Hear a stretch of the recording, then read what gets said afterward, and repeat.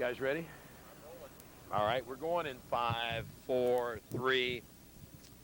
On today's Hanging With segment, we're going to be talking with an icon from ECW, now a mainstay in WWE, and a big help to me last year in HWA and training young athletes. Tommy Dreamer, welcome aboard. That's always a pleasure to hang with you. My first time I get to hang with you on camera. We hung a lot, in the HWA when I was there, and I had a great time. So get to do an official hang with Les. I'm honored. Let's back up to the ECW. You were considered one of the icons of ECW, and of course, the ECW was more a violent type of thing. But what I see in Tommy Dreamer, especially in HWA, was a real good mat wrestler and a good mat technician, and maybe a lot of the ECW fans never got a chance to see that.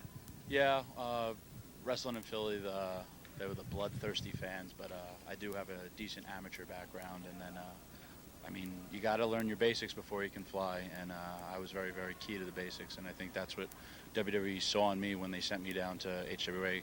And also, I used to do that in ECW. I used to find a lot of the talent, and that was the first thing I would look for, as long as they know how to lock up and, know their basics. Anyone could do or try to do a flip, but that's not wrestling. The name of the game will always be wrestling. So, one of the things that I remember, and I was thinking about before doing this interview today, is we ran a bar show where you and Raven teamed up to go against two of our kids, Chet Jablonski and B.J. Whitmer. And I think it was the best match either one of those kids ever had, and it was, for lack of a better term, a good old-fashioned tag match. Yep. It was old school, never die. A lot of us say that, and it never will. And as long as you put psychology in a match, the match will always be good. You have good versus evil, and eventually, hopefully, evil will be conquered by good. And as long as I'm on the good side, I'm happy. There you go. And I do remember you saying that you enjoyed your time with us and you enjoyed working with the younger athletes. I always do. I was very, very fortunate, especially in ECW. I had guys like Terry Funk, a lot of guys. There's someone jumping up and sneaking up on me here. Yeah, someone's sneaking up on us, and it's the king. I would genuinely. Oh, you guys on TV? Oh, excuse me. I'm sorry. I didn't realize. Right. I got to go do a TV thing over here. I'm sorry. I didn't know you were on TV. This is ECW. I hate him. But you hate him? Okay. That was Jerry the King. I love it. Well, the King was never camera shy. Never. Listen, one of the things that I want to mention, too, that you and I have in common here recently, you just got married, and so did I. Yes, I did. I got married on October 12th, so I'm a newlywed for all you single ladies out there who can no longer have a piece of the dream or a piece of less, because, trust me, we went out to some bars, and he was an animal. I only wish. Help the way you like working with the kids and everything. Do you think that maybe once the career is over, that's something that you want to do? Yeah, back to before, I was very fortunate. I had guys like Terry Funk, Kevin Sullivan always helping me, and that's the way I feel this business is. The veterans, I'm only 31, but I've been wrestling since I'm 18, and the veterans should teach the new guys because they're, the new generation. When I had first come to WWE, they had asked me if I wanted to be an agent or a writer, but I said, I need to make money. I was in ECW all those years, I didn't really get paid all that much. And then, but it made me hardcore.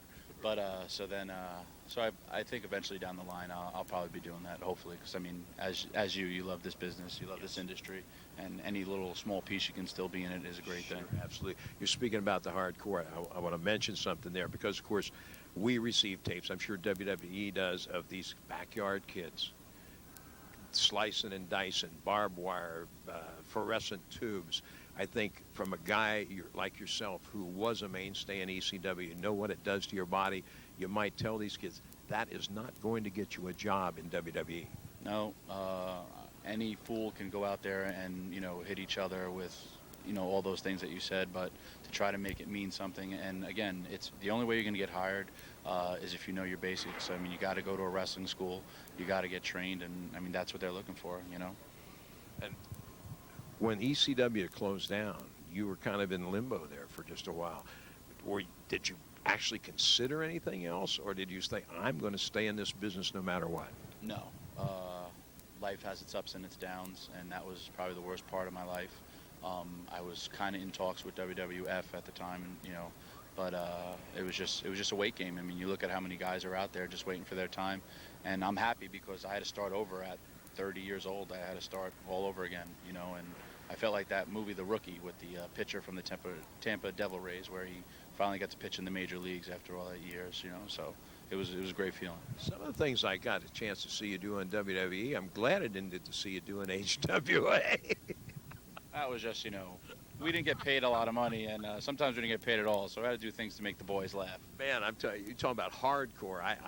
You can beat me over there with a baseball bat before you get me to do some of those. Well, the movie Jackass made millions of dollars, so hopefully that part could make me some millions one day.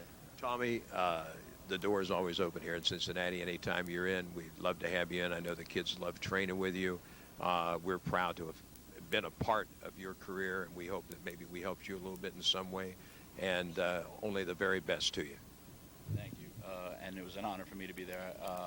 A lot of times you like to feel like you're part of a family and wanted, and when I went there, it was definitely that feeling, and that was what ECW is about. It's a lot about what, once you come here, too. So it was a great feeling when I came there, and that's when we had a WWE house show, where it was the first place I went. I went right to the HWA to say what's up. So, thank you very much. Tommy Dreamer, we've been hanging with him today.